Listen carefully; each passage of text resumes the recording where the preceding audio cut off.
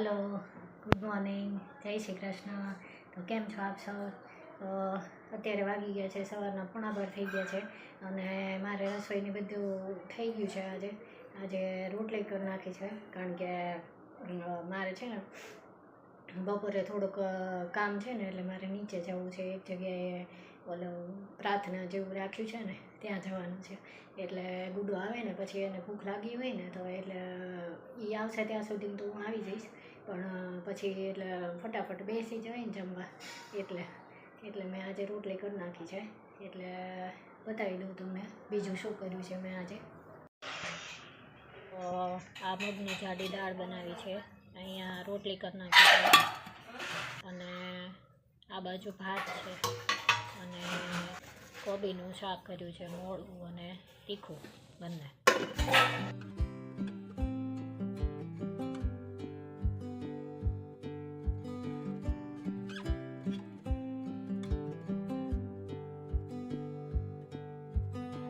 तो आ कपड़ा लेवाना बाकी हता तो आ कपड़ा लई लऊं फटाफट अने एक बे ओલું લેંઘી ને એવું ભીનું હતું એટલે અને કચરો વાળવાનો છે તો કચરો વાળી નાખું। પોતા તો પછી જમીન પછી કરીએ છીએ અમે એટલે તો બસ અત્યારે આ કચરા પોતાને એવું કરી નાખું પહેલાં।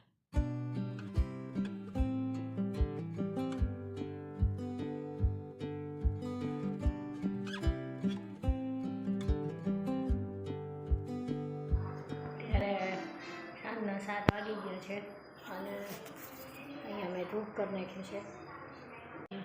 આ બાજુ રસોડામાં ખીચડી મૂકી દીધી છે।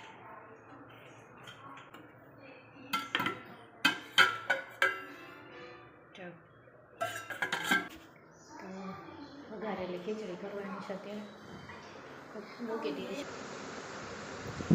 ઉડી તારે ઓલા પ્રોજેક્ટનું આવ્યું છે આજે ઓલો પ્રિન્ટ આઉટ કઢાવવાની જ ને બેટા? સાયન્સમાં અને શેમાં છે બીજામાં? સાયન્સમાં, એસએસમાં અને હિન્દીમાં। ઠીક, પણ આજે આવ્યું છે એમાં? આજે એસએસનું આવ્યું છે ને? ના, આજે ઇંગ્લિશમાં। ઠીક, નીચે શું કર્યું પછી આજે? આવ્યા હતા બધા રમવા? હા, આવ્યા હતા। ઠીક, કાલનું બધું સાફ કરી નાખ્યું હતું નીચે? શું? કાલનું બધું સાફ કરી નાખ્યું હતું, હોળીનું બધું કલર ને એવું બધું? થોડુંક એવું હતું, બીજું બધું સાફ કરી નાખ્યું। ઠીક, બસ ગુડો હમણાં રમીને આવ્યો હમણાં થોડીક વાર પહેલાં। તો આજે થોડોક મોડો ગયો તો, ગરમી બહુ છે ને એટલે હવે થોડોક મોડો ગયો, તડકો બહુ છે ને એટલે થોડીક ઠંડક થાય ને પછી જાય। 5:45 કેમ જાય, જે અત્યારે આવે 5:45 થી 5:45 જેવું ગમે કલાક। તો અહીંયા મેં એની માટેનું બધું લઈ લીધું છે। તો આટલી સોજી લીધી છે એટલે આ ઓલું ઝીણો તમારે રવો લેવો હોય તો રવો પણ લઈ શકો। રવો એટલે છે જ મોટો દાણો હોય, આ મેં સોજી લીધી છે એટલે આનો ઝીણો દાણો હોય। પછી ડુંગળી લીધી છે અને મરચાં લીધા છે, પછી લીમડો લીધો છે અને અહીંયા કોથમીર લીધી છે અને આ બધા જે મસાલા હોય રેગ્યુલર એ, અને અહીંયા છાશ લીધી છે। તો સૌથી પહેલાં આપણે છાશ લીધી છે ને એને છાશને હું બીજા ગેસે મૂકી દઈશ ગરમ કરવા, ઉકળવા મૂકી દઈશ।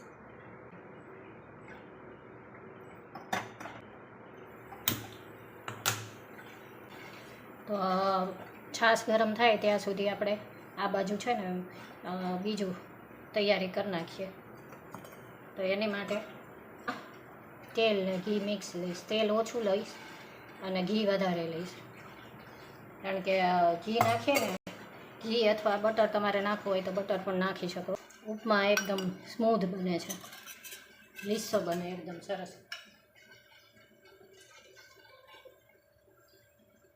અને ઘણાને છાશથી ને એવી રીતે એસિડિટી ને એવું થતું હોય ને તો ઘી નાખ્યું હોય ને તો એસિડિટી ન થાય।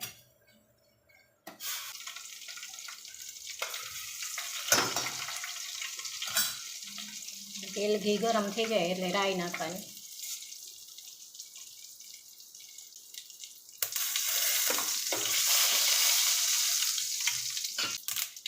રાઈ કકડે એટલે લીમડાના પાન,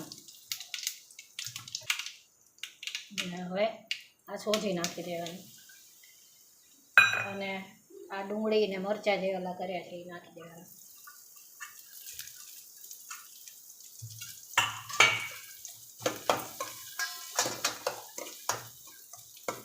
હવે આ ત્રણેય વસ્તુને થોડીક વાર આપણે શેકી નાખવાનું.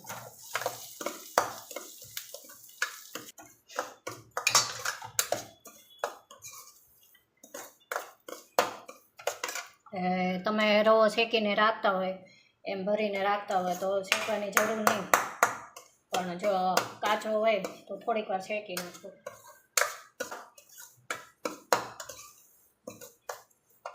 તો બસ આ શેકાઈ ગયો છે હવે થોડોક, એટલે ખાલી 5 થી 10 સેકન્ડ જ શેકવાનું હોય, બહુ આમ જરૂર નહીં વધારે. તો અહીંયા જો આપણે છાશ છે તે એકદમ ઉકળી ગઈ છે, તો હવે હું છાશ આમાં નાખી દઈશ.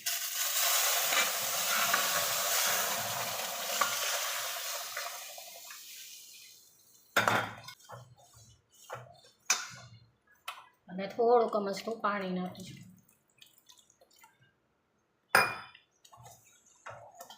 આ છે ને વ્હાઈટ ઉપમા છે, પણ થોડુંક આવતું જતું મરચું નાખું છું એમાં. સ્વાદ મુજબ મીઠું.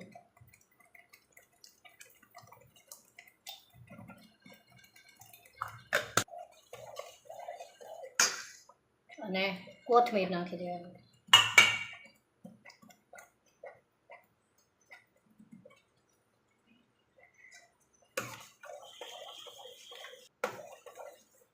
તો આ બધું છે ને એક સાથે જ નાખી દેવાનું, એટલે આમાં તમારે છે ને બીજા વેજીટેબલ ને એવું નાખવું હોય ને, વટાણા છે, ગાજર છે, તો એ પણ નાખી શકો છો.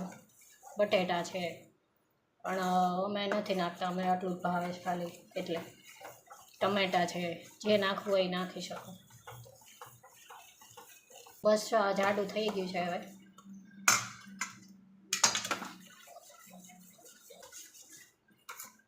બસ આવો છે ને લિક્વિડ જેવો થોડો રહેવા દેવાનો, એટલે હવે હું છે ને તો બસ આવો લિક્વિડ જેવો જ રહેવા દેવાનો. તો હવે હું એમાં ઉપરથી 1 ચમચી ઘી નાખી ફરીવાર, અને પછી ઢાંકીને મૂકી દઈશ.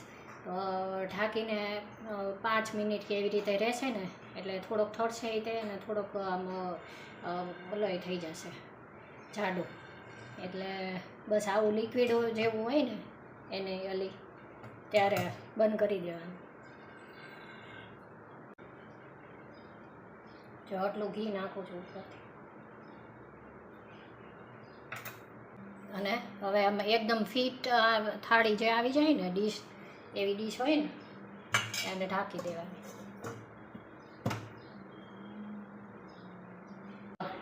બસ હવે હમણાં 2 મિનિટ પછી હું જોઈશ એમાં, એટલે એકદમ મસ્ત થઈ જાય. પછી તમને કાઢીને દેખાડું કેવું બને. તો હવે થઈ ગયું હશે, હું તમને દેખાડી દઉં.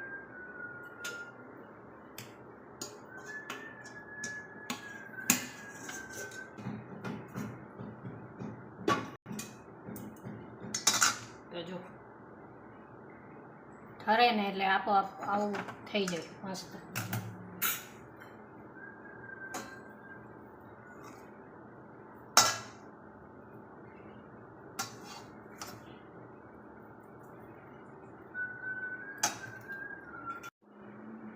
જો